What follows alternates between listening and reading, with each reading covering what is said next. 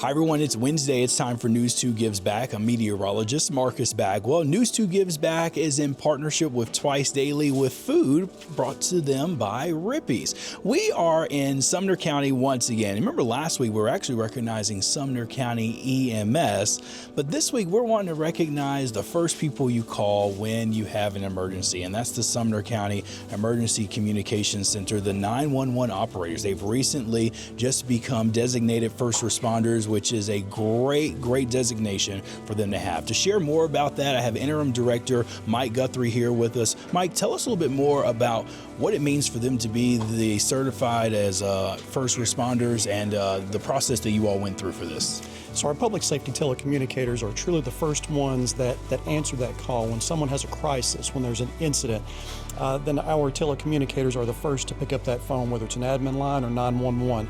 Sumner County processed about 225,000 calls for service in 2024, and based on the stats that we've seen so far this calendar year, we're at a pace to increase that by about 10%.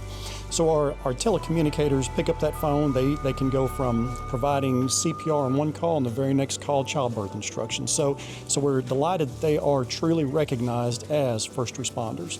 We hear them on lines here at this very moment, so there's never necessarily a dull moment. They're ready for the call. So what does it mean for them to be here? What's their role here? And you have a great command staff that helps keep everything going too. Yeah, absolutely. So our telecommunicators work 12-hour shifts around the clock every day. They're either call takers or they are dispatchers, and sometimes they do both roles. So they're answering the calls and then they're dispatching that information out to over 20 agencies throughout Sumner County across police, fire, and medical disciplines. And again, they process about 225,000 calls per year, and then the phone call volume is nearly 300,000. Wow, that is a lot. All right, last question. We're gearing up for potential severe weather for tonight. We want to make sure everybody's prepared and aware for that. What do folks need to know if they need to make a call here because of storm damage or whatnot in the middle of the night? How do you want them to, what information can you provide for them?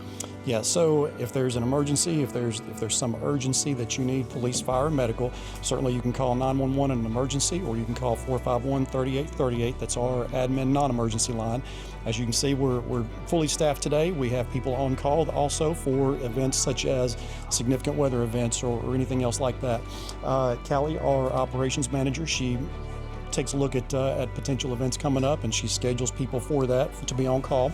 So yeah, once the call comes in, we process that, and then we send that out to the appropriate resource to send out to the field for those folks. Okay, awesome. Well, thank you so much. We appreciate all that you all do. Yes, and we want to thank you all as well. Thank you all so much for what you all do to serve the community. Thank you all very much. And we're excited to bring them lunch today. This is all in partnership with Twice Daily and the lunch provided by Rippy's. They have a wonderful lunch given to them, and we just want to say thank you to our first responders. They do a wonderful job. Be safe with the storms coming in for tonight.